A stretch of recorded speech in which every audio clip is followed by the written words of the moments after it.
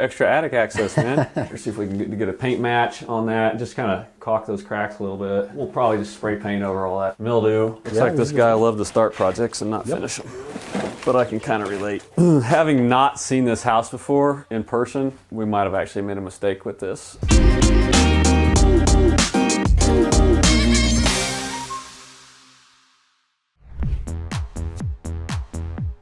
Hi, my name is Eric, and after the 2008 housing market crash, I accidentally ended up becoming a landlord, and I've been buying and rehabbing rental houses ever since. In November of 2019, I quit my dream job and became a full-time real estate investor. Truth is, I rarely know what I'm doing, things usually go wrong, and I'm always stressed and on the edge of a meltdown. Fortunately, me and my investor friends are always taking on new projects, and there's always something exciting, outrageous, or just plain disgusting to share. We're gonna have to drill this lock, so I brought you some tools, man. That ought to come in handy. All right, you ready? Hey everybody, it's Eric here. I'm a local investor here in Oklahoma City, and we just picked this house up about 30 days ago. The owner sent us an email a few days ago and said, hey, I moved out of the house, had to leave a few things because I couldn't get a storage unit. I've never been in this house before. The wholesaler did go in it and send me pictures. We know it's gonna be a little rough. We're not really sure what to expect yet. I've got my guy Hector here. This is my main remodeling foreman, and we've brought some tools, and we're ready to drill the locks and get in this house and bust through the door and take a look at it. You ready? Yeah. All right, let's do it.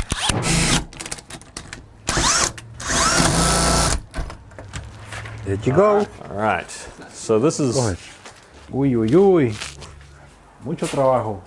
This looks like stuff you would definitely want to take to a storage unit, right? To me, when I look at this, all I see is trash. One of the special things we did on this house was we did a $0 lease back, which means the homeowner wants to stay in the house for a number of days, weeks, or months. And in this case, it was a 30-day lease back. We withheld a $5,000 amount into escrow at title.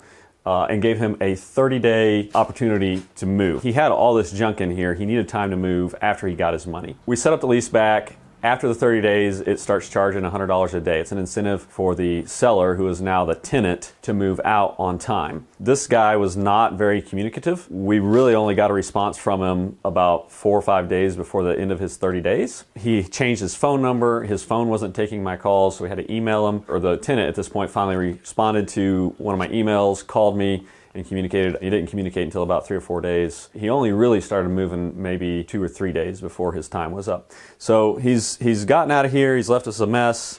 We're gonna have to order a lot of dumpsters. Anybody want some peanuts or some cashews? That's like an extra $5 right there. Unopened. Extra attic access, man. I don't even know if this place has central heat and air. Honestly, I don't see. You see any vents? Is this a 2-bedroom or a 3-bedroom? Man, I think I'm short a bedroom on this house. I thought this was a 3-bedroom. So yeah, they did a really great job cleaning this house, obviously. Left it in great shape. We call this broom clean? Yeah, not at all. This is how we buy most of them. This is the reason we get our deals. Is this picking up good? All right, coming to you from Live News 5. We're walking through this Hoarder house. All right, well, we got lots of carpet in here. It's nasty, probably about 2 or 3 layers. Still haven't seen any sign of central heat and air. We got a lot of ceiling damage here. Yeah, that's never a good sign. Yeah, man, the roof is definitely dead. We got this lovely toilet here. I think we can clean this up and keep it. We'll probably keep the floor tile as well. The bathtub, what do you think, Hector? Just sand it down and spray it with some Krylon or something. We'll probably salvage this and use it in a nice Class A rental. I think that'll go over well. Let's see if we can get a paint match on that. Just kind of caulk those cracks a little bit. We'll probably just spray paint over all that mildew, hide it real good. Cool. All right, well, man, I'm a little bummed now because I thought we had an extra room. Did this guy take his stove? I hope that was a really nice stove. I feel like it wasn't, though. When the guy left, I was out of town. And I sent Kevin over here to secure the property. When he got here, he didn't tell me until later, but there was a bunch of people standing around the house, and he thought it was the owners that were moving out. But he finally went up to them and asked them, and they're like, "Oh no, we're the neighbors." So the neighbors are just crawling through this place, ransacking it, which I think is actually probably good. Maybe they took some stuff, and we don't have to fill up so many dumpsters. But all right, I feel like this microphone isn't working. Yeah, hang on. All right, exciting. Mic drop. Okay. Hey, the hot water heater looks like it's possibly salvageable. 2010. Electric panel. Oh my. Mira. So what I'm looking at on this is the mess of what we've got going on here, and I'm planning out in my head what we've got to do to correct all this. There's a couple of things that jump out at me.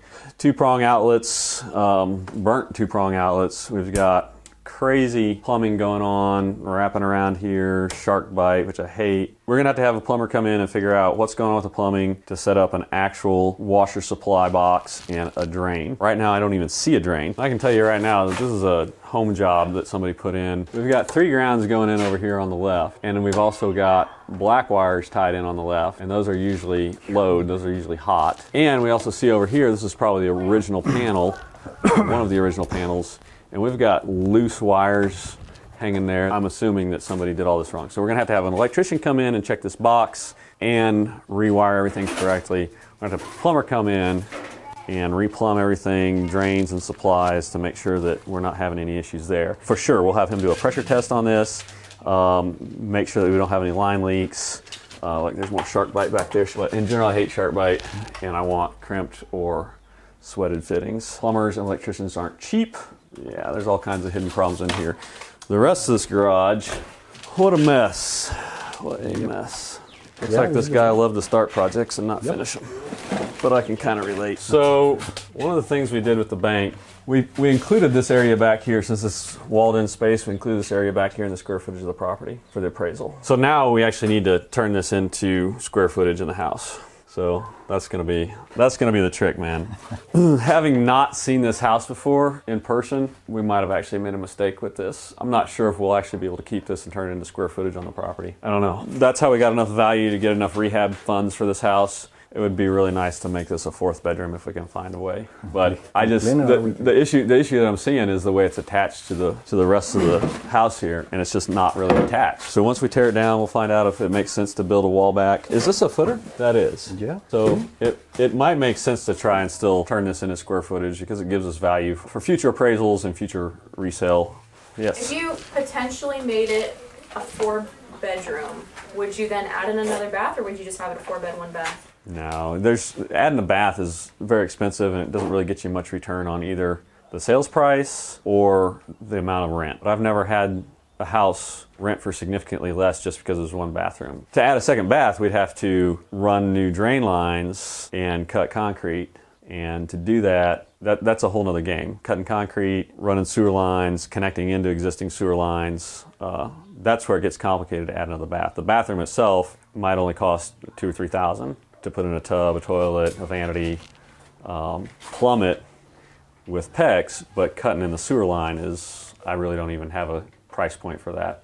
And I know it's not just $1,000, somebody's gonna charge a lot for that. So what do you think, Doug? Did we make a mistake? At 72? One at the street. Yeah, if it's priced for 160, it's 11 square feet. Okay, maybe we didn't make a mistake. Yeah. Esto está mejor que la casa. Yeah, I know. Eso está bueno, man. Me gustaría tenerlo en mi casa. That just doesn't make sense with the rest of the house. Like, the rest of the house is trashed. Yeah. But that thing is built really nice. It's fairly recent. It's even insulated on the inside with some kind of a spray insulation. And the funny thing is, Jared kind of overlooked this. He took one picture from the outside, and I was like, what's with the shop in the back? He goes, oh, that thing? This is my Jared voice. Oh, that thing? Oh, that's just a shed back there. It looks pretty new. And I'm like, this is like the diamond of the whole thing. Hopefully my Jared voice was accurate. If it wasn't, I fully expect him to coach me on doing a better voice next time. Dude, I think I used to have one of these. Let's take a look inside here real quick. Yeah. Oh my God. This is actually the other diamond here. This is actually incredible. Okay, hopefully I don't fall through. It doesn't look too bad. So this actually makes sense why this entire area is elevated. Come on down in here if you can. This is amazing. I think we just found our extra square footage. Not really, but we got power piped in down here. So, oh, here's a vent. Here's an air vent. Well, cool. This is actually really neat. Everybody keeps asking me to trash the house out, haul off the junk. And I don't give any of them the work because my trash out guy only charges me $100. The reason he only charges me $100 is because he gets to keep anything that he finds, and there is tons of metal in some of these houses. Some of them he loses money on, I think. But on some of them, he's hauled off 4, 5, 6 trailers full of metal, and he takes that down and recycles it, scraps it out, and he makes extra money. So he only charges me $100. Everybody else wants to do a dumpster and haul off and trash out as a service, as a complete package, or they want me to set the dumpsters. I've had a few people price these out before in the past. They'll want $1,200 or $1,500 or $2,500 to pull all the trash out of a house. But I just happen to have my little secret ace in the hole guy. We call him Dan the Trash Man, and he'll come in for $100 and take all that trash that you just saw out of that house, as long as he gets to keep anything that he finds. A lot of work here, Hector. Yeah, man. Okay, let's go up front and talk about what we're gonna do. All right, so we're gonna go over the numbers on this house. I might as well get comfy here. We got a nice chair to sit in front of. So we paid the wholesaler $72,000 for this house, and he made a good chunk of money already. In fact, he'll probably make a little bit more money than we will. He'll probably make a lot more than we will on this, because we're not selling it, we're keeping it as a rental. And by the way, good for him. We really like that wholesalers make money. They're the ones that find the deals. They bring the deals to us. If they're not making money, we don't get the deal flow that we need to also make money, rehab these houses, change neighborhoods, change lives. There's no shame in making a lot of money as a wholesaler. That service is super valuable to us. We needed a game plan to get the value up, to give us the money we needed to do the rehab, right? So there in the back, there looks like some square footage that we can add to the back. Even if we have to knock down the existing structure, we can hopefully build that back since it's already there. So we sent a scope of work over to the appraiser, and the way I fund these properties, we actually brought the bank into closing on this one at the very first closing. So I do a bit of a backwards burr, which is I buy, the bank closes at purchase with rehab funds that they hold back. They will fund 100% of purchase cost and rehab cost at closing. So the way it works is we send in a scope of work, the appraiser comes out, looks at it, and he values it based on the work that we're going to do, the amount of money that we're going to put into it. So I try to anticipate all the problems, and we send in a fairly extensive scope of work. The appraiser comes out and appraises it, and this specific house they appraised for $160,000. So if we take 80% of 160, which is what the bank is going to loan on, so we have 160 times 0.8, we've got $128,000 that the bank will loan on this property. I may have taken a little bit less, but we'll keep going with that 128. Out of the 128, we've got to subtract our purchase cost, so minus 72. That leaves us with rehab funds of $56,000. So it lets us cover some unanticipated issues, right? Hector has estimated about 4, maybe even 5 weeks for this one. We'll get the clean out done and get it ready for him so that his skilled labor isn't spending a lot of time just hauling trash off. This is Dan the Trash Man calling right now. Let me take this call real quick. Hey Dan. I did, man. It's all yours. Are you gonna scrap it? Okay. Cool, man. I'm excited for you. I think you can make some money off of this one. All right, bye. So I'm pretty sure that Dan hires random crackheads, which is how he gets his labor so cheap. I'm not sure if we can include that in the video, but maybe we can. Once it's mostly cleaned out, his guys will come in and start ripping down paneling and expose any new problems. Where we get into some delays might be when we start to put in flooring or countertops or other things that are specific to a different industry, you know. So his guys do a lot of things, but they're not granite specialists. So that's like a specific skilled trade. So we'll use those people that are specific to that trade. So overall, I think we're gonna be able to keep this on budget, and hopefully it'll rent out for a price that covers the mortgage payment with enough cash flow to feel good about. Everything's gonna be new in the house, you know, AC new, roof new, flooring, bathroom, like all the major components are gonna be new. So we're not gonna worry too much about deferred maintenance or having a maintenance budget on this one, since everything will be new. We don't really start worrying about that until 5, 6, 7 years in. As far as the numbers working on this, we made them work for us, right? We forced some appreciation by adding square footage, which gave us the budget to do the rehab, which it's kind of like a self-fulfilling prophecy.